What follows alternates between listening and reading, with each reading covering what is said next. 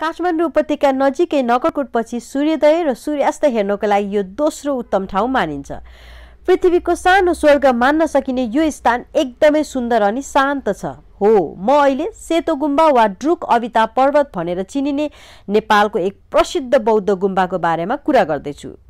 2072 को महाभूकम्पमा ठूलो क्षति भएपछि भने यो गुम्बा कुनै विशेष अवसर पारेर मात्र सर्वसाधारणको लागि खुल्ने गरेको छ। समुद्री सतहबाट 1450 मिटर उचाइमा अवस्थित यो गुम्बा नागार्जुन नगरपालिकामा पर्छ, जुन स्वयम्भूनाथको पश्चिमतर्फ अवस्थित छ।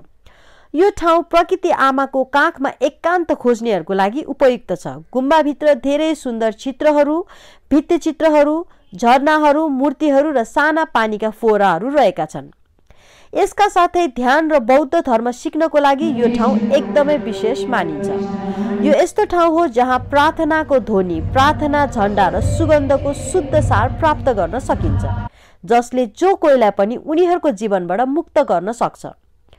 यहाँ पुग्न दुईवटा तरिकाहरू छन्, एउटा हलचोकबाट र अर्को सीतापाइलाबाट।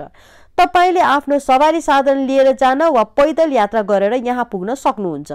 यहाँ पुग्न सामान्यतया सवारी साधनबाट लगभग 15-20 मिनट समय लाग्छ भने हिँडेर 1 घण्टाभन्दा बढी समय लाग्न सक्छ। यस्तै रमाइलो अनि जानकारीमूलक भिडियोहरू हेर्नको लागि हामीलाई फलो अनि सब्स्क्राइब गर्नुहोला। जय नेपाल।